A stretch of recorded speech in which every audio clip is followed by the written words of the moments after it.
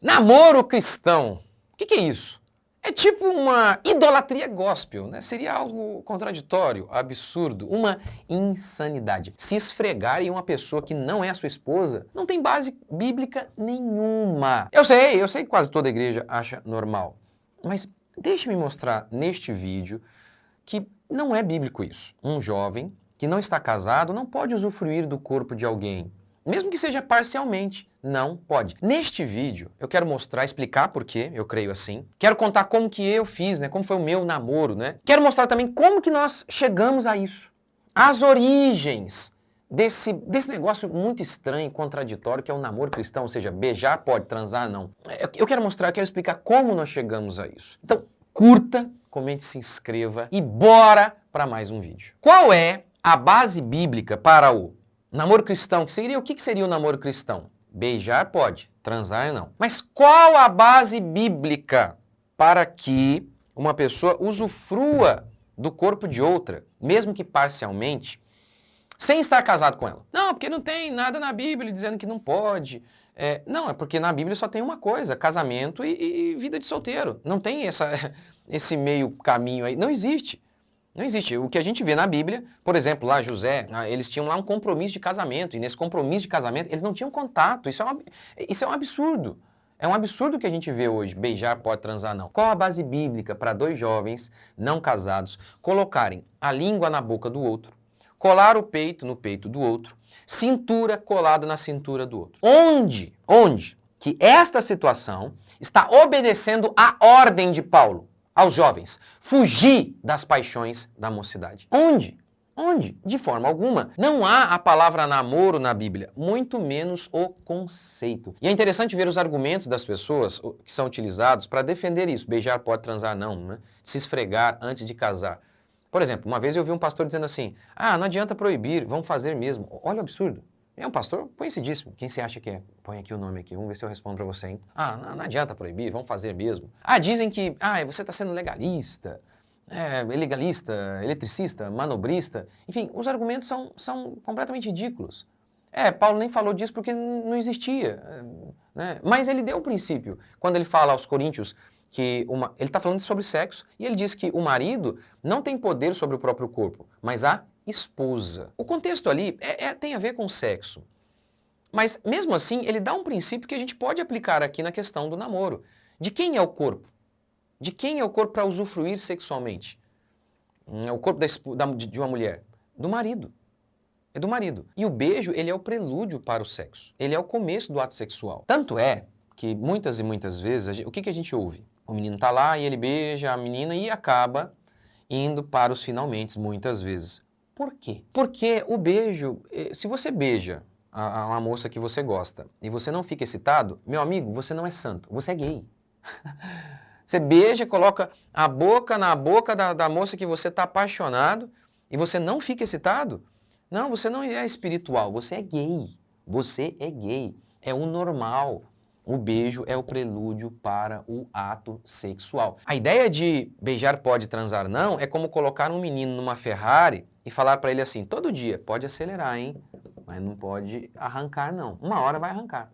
Uma hora vai arrancar. Então, o princípio bíblico em relação à questão sexual é fugir. Fugir das paixões da mocidade. José, ele corre da adúltera. Ele corre. E os meninos devem correr também da fornicação. Então, em relação às paixões sexuais, o mandamento não é resista, é fuja.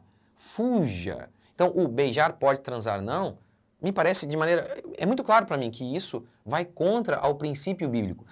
Assim, a gente sabe que na Bíblia, o que nós vemos? Os princípios. Inúmeras vezes nós não temos uma proibição explícita. Como, por exemplo, não existe uma proibição explícita, não cheirarás cocaína. E aí a gente pode? Só porque não tem? Mas e o princípio?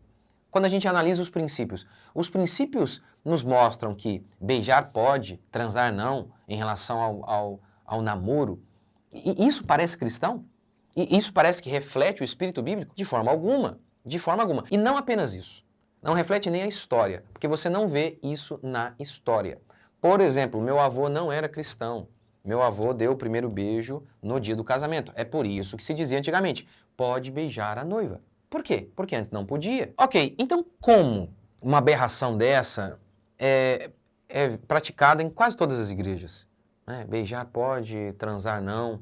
Como esse princípio é praticado e se ignora o que Paulo fala? O corpo da esposa pertence ao marido. Tudo começa com algo chamado iluminismo. Aquela galera, aquele povo, se revoltou contra Deus. Estamos iluminados, não precisamos mais da revelação para discernir a realidade. Newton, com a sua física, matemática, ele explicou a realidade. Então, esse movimento foi um movimento essencialmente ateísta. Tanto é que ele pariu a Revolução Francesa. Robespierre, lá em uma reunião com os jacobinos, ele mencionou Deus, quase apanhou. Por quê?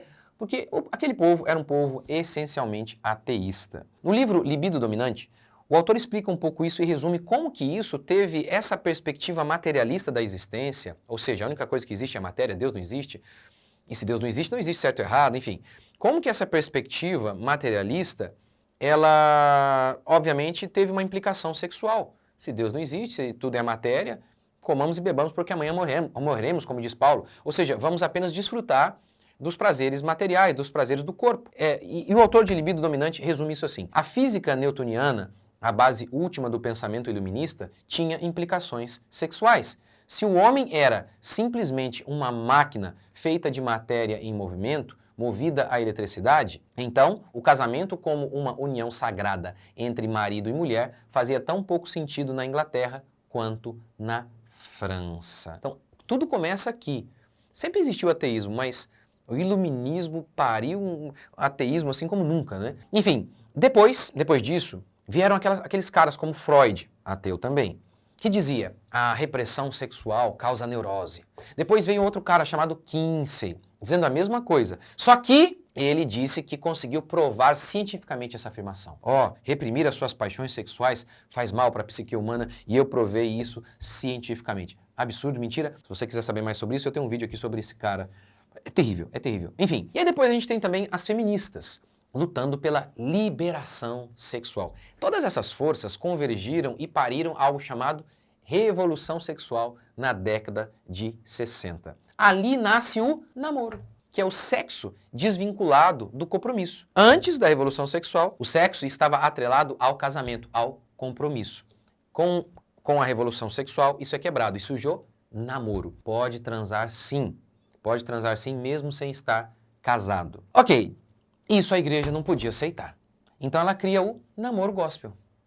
Por isso que eu falei da idolatria gospel. Lembra de Constantino? Quando Constantino se converteu nada, há uma enxurrada de pessoas vindo para a igreja. E aquelas pessoas vinham com seus costumes pagãos e suas imagens. E o que alguns dizem é o seguinte: Constantino, para não desagradar essa galera, falou, adorar imagens não dá, mas esses deuses não dá, então vocês vão adorar aqui Pedro, enfim, e os cristãos, os piedosos. E aí surge então, né, a idolatria gospel. O que algo não tem como, né? Tem como existir idolatria gospel? Então tem como o namoro gospel? É uma maneira de tentar sacralizar o profano. Então não dá. Não há um namoro na Bíblia, muito menos o conceito. Agora, né, deixa eu me contar para vocês um pouquinho a minha história. Eu namorei e terminei justamente por isso, porque é difícil, não dá. Eu já era cristão, tinha temor a Deus e não dá. Você vê que é um negócio antinatural. E aí, eu com a minha esposa, a gente não teve isso, negócio de ficar se beijando, é o que a gente chama de corte, né? Mas a palavra corte não tem na Bíblia. Não tem, é só pra gente separar de namoro, porque namoro é uma coisa que a palavra está carregada com um significado completamente mundano e pagão. Então usa o nome que você quiser, então, mas usa outro nome aí, corte. Em que eu fiz isso, né, que a gente chama de corte, em que o relacionamento não tem esse negócio de ficar beijando. E olha que coisa interessante, no finalzinho, né, eu tava noivo já da minha esposa, e aí eu falei, que isso, agora eu já sou crente, muito mais firme, eu já sou quase pastor, o que é isso? Agora não tem nada a ver, eu posso dar uns beijinhos que não tem problema. E aí dei uns beijinhos à minha esposa, na época ela é minha noiva, aí a mão já ficava possessa, porque não adianta. O beijo é o começo do ato sexual, você fica excitado mesmo, não adianta. A carne, meu amigo, e aí nem a questão de carne, né, assim, de pecado, é que o beijo, né, o beijo em si, ele é o começo mesmo do sexo, então, não é nem, é porque não foi feito para isso.